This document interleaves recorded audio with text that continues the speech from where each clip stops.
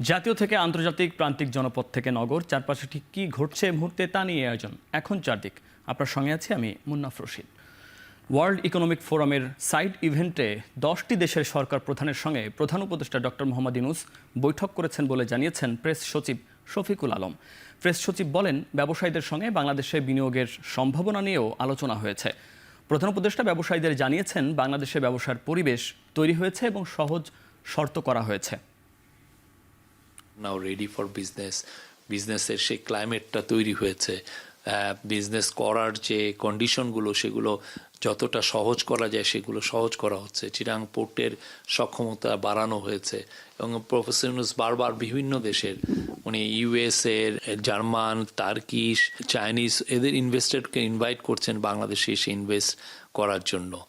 মূল মেসেজটা হচ্ছে যে বাংলাদেশ এখন তাদের জন্য প্রস্তুত এবং বাংলাদেশকে এই যে ইয়াং যে পপুলেশন তাদেরকে দিয়ে তারা Bangladesh can easily be another export hub. জুলাই আগস্ট গণঅভ্যুত্থানে নৃশংসতার উপর জাতিসংঘের তথ্য অনুসন্ধান প্রতিবেদন ফেব্রুয়ারি মাসের মাঝামাঝি সময়ে প্রকাশ করা হবে। সুইজারল্যান্ডের দাভোসে বিশ্ব অর্থনৈতিক ফোরামের বার্ষিক সম্মেলনের সাইড লাইনে প্রধান উপদেষ্টা ডক্টর মোহাম্মদ ইউনূসের সাথে বৈঠকে কথা জানিয়েছেন জাতিসংঘের মানবাধিকার বিষয়ক হাই কমিশনার ভলকার তুর্ক। তিনি জানান, জেনেভায় জাতিসংঘের মানবাধিকার কমিশন অফিস থেকে প্রকাশিত হওয়ার আগে প্রতিবেদনটি সম্পর্কে বাংলাদেশকে জানানো হবে। এ সময় অভ্যুত্থানে সংঘটিত অপরাধ তদন্ত করার জন্য জাতিসংঘের মানবাধিকার কমিশনকে ধন্যবাদ জানান ডক্টর ইউনূস। বলেন, 6টি প্রধান স্বাধীন কমিশনের প্রতিবেদনও প্রায় একই সময়ে প্রকাশিত হবে। এই প্রতিবেদনগুলো একটি অপরের পরিপূরক হবে।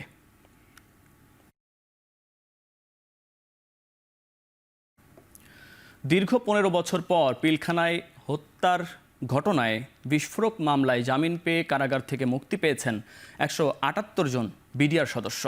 কাশিমপুর ও কেরানীগঞ্জের কেন্দ্রীয় কারাগার থেকে একে একে বের হন আসামিরা। সকাল থেকেই কারাগারের মূল ফটকের সামনে ভিড় করেন স্বজনরা। প্রিয়জনকে কাছে পেয়ে আবেগ আপ্লুত হয়ে পড়েন তারা। এ সময় দ্রুত নির্দোষ বাকি বিডিআর সদস্যদের মুক্তি চান তারা। এছাড়া পিলখানা হত্যাকাণ্ডের কুশীলবদের বিচারের দাবি জানান মুক্তিপ্রাপ্তরা। সকালে জামিননামা কারাগারে দাখিল করেন আসামি পক্ষের আইনজীবীরা। এর আগে জামিন পাওয়া 178 জনের তালিকা প্রকাশ করে রাষ্ট্রপক্ষ। আইনি লড়াইয়ের পাশাপাশি জামিন পেতে ভুক্তভোগী পরিবারগুলোকে বারবার নামতে হয়েছে রাজপথে। গত 19 জানুয়ারি কেন্দ্রীয় কারাগারের অস্থায়ী আদালতে জামিন দেয়া হয় প্রায় 200 জনকে।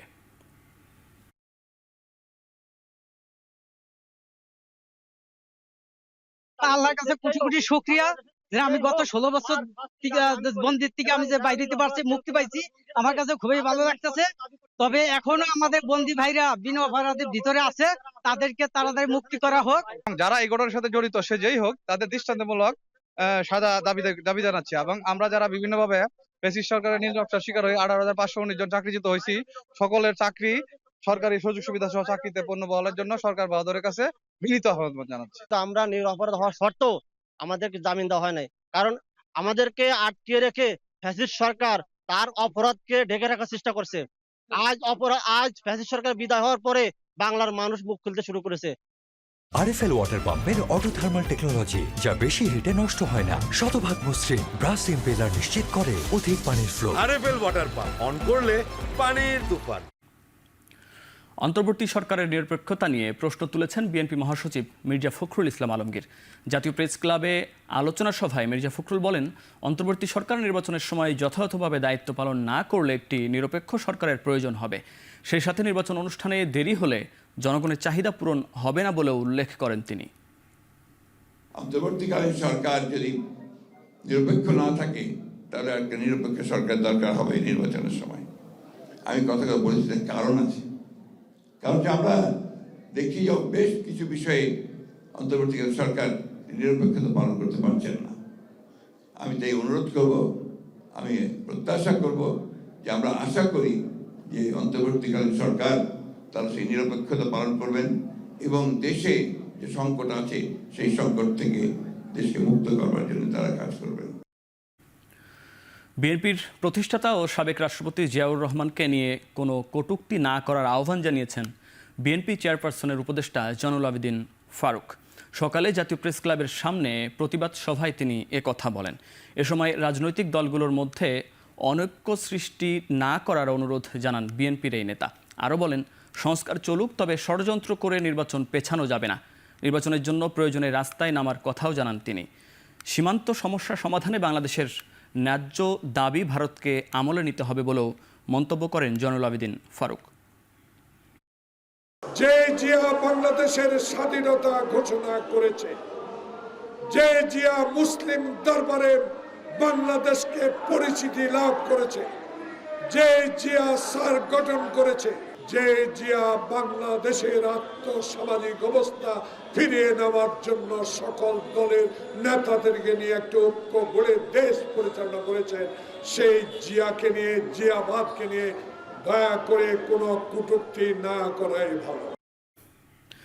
চাঁপাইনবাবগঞ্জ সীমান্তে বাংলাদেশি কৃষকদের ওপর হামলা, লুটপাট ও চট্টগ্রাম অঞ্চল নিয়ে ভারতীয় ষড়যন্ত্রের প্রতিবাদ জানিয়েছে সার্বভৌমত্ব সুরক্ষা পরিষদ। সকালে রাজধানীর প্রেস ক্লাবের সামনে বিক্ষোভ সমাবেশ করে সংগঠনটি। বক্তারা অভিযোগ করে বলেন, চাঁপাইনবাবগঞ্জ সীমান্তে ভারতীয় সীমান্তরক্ষী বাহিনী আন্তর্জাতিক সীমান্ত আইন লঙ্ঘন করে বাংলাদেশের অভ্যন্তরে আগ্রাসন চালাচ্ছে। এর নিন্দা ও প্রতিবাদ জানিয়ে তারা বলেন, দিল্লির আগ্রাসন বাংলাদেশের মানুষ আর সহ্য করবে না। এ সময় বাংলাদেশ সরকারের দৃষ্টি আকর্ষণ করে বক্তারা অনতিবিলম্বে বিজিবির সদস্য সংখ্যা বাড়িয়ে 24 ঘন্টা সীমান্ত পাহারা নিশ্চিত করার আহ্বান জানান। গত 53 বছরে প্রায় 2000 লোককে, নিরীহ অস্ত্রবিহীন লোককে তারা হত্যা করেছে এই বিএসএফ। এর মধ্যে ফেলানি, যার সারা বিশ্বকে নাড়া দিয়েছে, ফেলানির লাশ সেই কাঁটাতারের বেড়ায় ঝুলে। স্বাধীনতার পর থেকে ভারত বাংলাদেশের বিভিন্ন ভাবে এদেশের মানুষের অধিকার নষ্ট করে আসছে। পানি হিস্সা সঠিকভাবে বুঝিয়ে না দিয়ে উত্তরবঙ্গকে ফসলের ঘাটতি ঘটাচ্ছে। চট্টগ্রামকে বিচ্ছিন্ন করার জন্য পার্বত্য চট্টগ্রামের যে সকল সন্ত্রাসী উগ্রপন্থী আছে তাদেরকে উস্কে দেওয়ার জন্য বিভিন্নভাবে পায়তারা চালাচ্ছে। চলতি বছরের শেষ দিকে কিংবা 2026 সালের শুরুতে জাতীয় সংসদ নির্বাচন হতে পারে বলে জানিয়েছেন নির্বাচন কমিশনার আব্দুর রহমান আল মাসুদ। জানান, জাতিকে একটি প্রভাবমুক্ত, সুষ্ঠু ও নিরপেক্ষ নির্বাচন উপহার দিতে চায় ইসি। বেলা 11টায় পটুয়াখালী নির্বাচন অফিসারের কার্যালয়ে আয়োজিত এক মতবিনিময় সভায় এমনটা জানান রহমান আল মাসুদ। তিনি বলেন, আগামী জাতীয় সংসদ নির্বাচনে কোনোভাবেই প্রভাবিত হওয়ার সুযোগ নেই। প্রধান উপদেষ্টা ঘোষিত সময়ের মধ্যেই এ নির্বাচন অনুষ্ঠিত হবে। মাসুদ বলেন, নির্বাচন কমিশন এখন জাতীয় নির্বাচন নিয়ে ভাবছে। আগামী নির্বাচন ব্যালটের মাধ্যমে অনুষ্ঠিত হবে বলেও জানান তিনি। 2025 সনের ডিসেম্বর অথবা 2026 সনের পহেলা প্রথমাংশে যদি ভোট হয়, নিশ্চয় আইন শৃঙ্খলা পরিবেশ সুন্দর হবে এবং আমরা জাতিকে একটা সুষ্ঠু, নিরপেক্ষ ও সুন্দর এবং গ্রহণযোগ্য একটা ভোট উপহার দিতে পারব। আমি খুবই আশাবাদী যে অবশ্যই আইন শৃঙ্খলা দিন দিন উন্নত হচ্ছে এবং বাই দিস টাইম পরিপূর্ণভাবে উন্নত হয়ে যাবে এবং ভোট গ্রহণের যে পরিবেশ সেটা সুন্দর সৃষ্টি হবে। 71-এর মানবতা বিরোধী অপরাধে অভিযুক্ত জামায়াতে ইসলামীর নেতা এটিএম আজহারুল ইসলামের মৃত্যুদণ্ডের বিরুদ্ধে রিভিউ আবেদনের শুনানি পিছিয়ে আগামী 20 ফেব্রুয়ারি ধার্য করেছেন আপিল বিভাগ। প্রধান বিচারপতি সৈয়দ রেফাত আহমেদের নেতৃত্বে 4 বিচারপতির আপিল বেঞ্চ এ আদেশ দেন। অসুস্থতার কারণে বেঞ্চের এক বিচারপতি উপস্থিত না থাকায় আদালত শুনানির দিন পিছিয়ে দেন। এটিএম আজহারের পক্ষে শুনানি করেন জ্যেষ্ঠ আইনজীবী ব্যারিস্টার আব্দুর রাজ্জাক।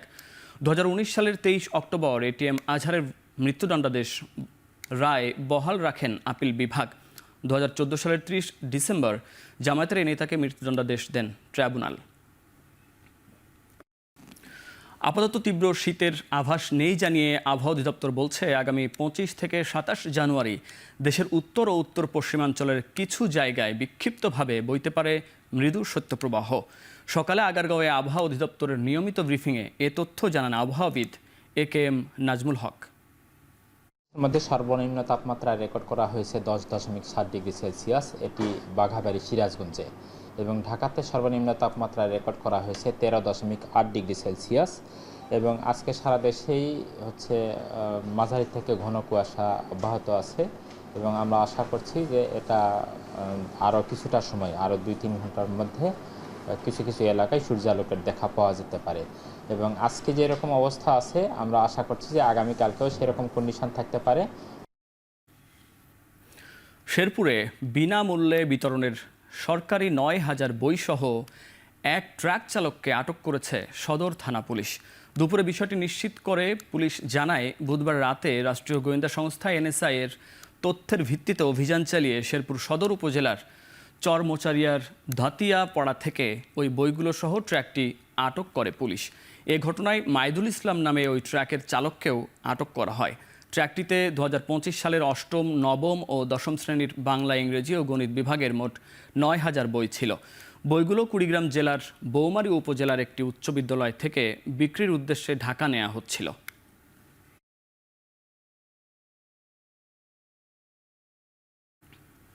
কিশোরগঞ্জের গুরুদয়াল সরকারি কলেজে দিনব্যাপী চলছে পিঠা উৎসব। সকাল থেকেই পিঠার স্বাদ নিতে শিক্ষার্থী ছাড়াও ক্যাম্পাসে ভিড় জমিয়েছে বিভিন্ন শ্রেণী পেশার মানুষ।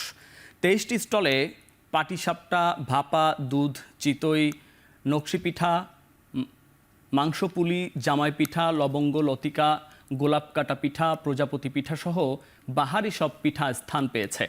আয়োজকরা জানায়, শীত মৌসুমে পিঠাপুলির গ্রামীণ ঐতিহ্য শিক্ষার্থীদের কাছে তুলে ধরতেই এই আয়োজন।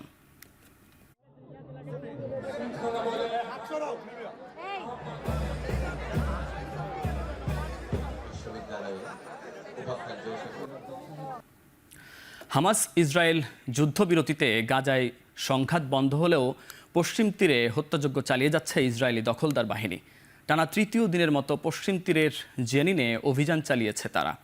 নিহত হয়েছেন 10 ফিলিস্তিনি, আহত প্রায় অর্ধশত। হামাস ইসরায়েল যুদ্ধ শুরুর পর পশ্চিম তীরে এ পর্যন্ত 870 জন ফিলিস্তিনিকে হত্যা করেছে ইসরায়েল, যাদের মধ্যে 177 জনই শিশু। এমন পরিস্থিতির মধ্যেই প্রায় 808টি সহায়তার বোঝাই ট্রাক প্রবেশ করেছে গাজায়। এদিকে গাজা থেকে প্রায় 5,000 ফিলিস্তিনিকে মিশর সীমান্ত দিয়ে চলে যেতে বলেছে তেল আবিব। এমনকি আহত হামাস সদস্যরাও গাজা ছাড়তে পারে বলে জানিয়েছে তারা।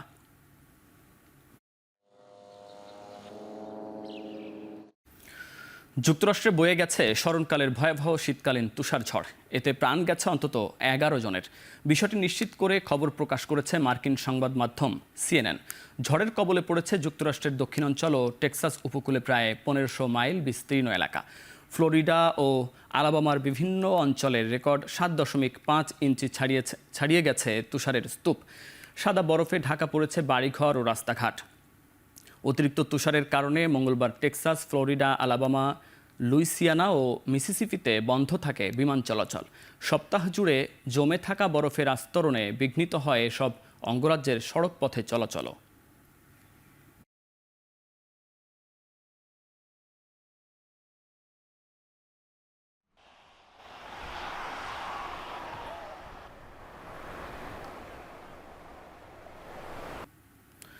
বিপিএলের খবর। আসরে প্রথমবার হারের মুখ দেখল রংপুর রাইডার্স। দুর্বার রাজশাহীর কাছে তাদের হার 24 রানে। ম্যাচ জিতে পয়েন্ট টেবিলের 4-এ উঠে এলো তাসকিনের রাজশাহী। জহুর আহমেদ চৌধুরী স্টেডিয়ামে টস হেরে আগে ব্যাট করতে নেমে উড়ন্ত সূচনা পায় দুর্বার রাজশাহী। যদিও 19 রান করে আউট হন পাক ওপেনার মোহাম্মদ হারিস। সাব্বির হোসেনের 39 আর বিজয়ের 34 রানে বড় সংগ্রহের পথেই ছিল দলটি। ইয়াসির রাব্বি খেলেন 32 বলে 60 রানের ইনিংস। তবে শেষ দিকে দ্রুত উইকেট হারানোয় 170 রানে থামে রংপুরের ইনিংস। 3টি করে উইকেট নেন আকিফ জাবেদ ও খুশদিল শাহ। জবাব দিতে নেমে আসরে অপরাজিত থাকা রংপুরের শুরুটা মোটেও ভালো হয়নি। দলীয় 15 রানে 3 উইকেট হারিয়ে বসে দলটি। সাইফ হাসান ও অধিনায়ক নুরুল হাসান সোহান চেষ্টা করেছিলেন দলকে বাঁচাতে, তবে সাইফের 43 আর সোহানের 41 রান দলকে জেতাতে যথেষ্ট হয়নি। রাজশাহীর পক্ষে 22 রানে 4 উইকেট শিকার করে ম্যাচ সেরা হন রয়ান বার্ল। হারলেও পয়েন্ট টেবিলের শীর্ষে আছে রংপুর রাইডার্স। শেষ করছি এখন চারদিক। এখন টেলিভিশন ওয়েবসাইটে দেখতে ভিজিট করুন www.ekhon.tv এবং ফেসবুকে দেখতে ভিজিট করুন facebook.com/tv.ekhon এবং ইউটিউবে দেখতে ভিজিট করুন youtube.com/c/ekhon tv।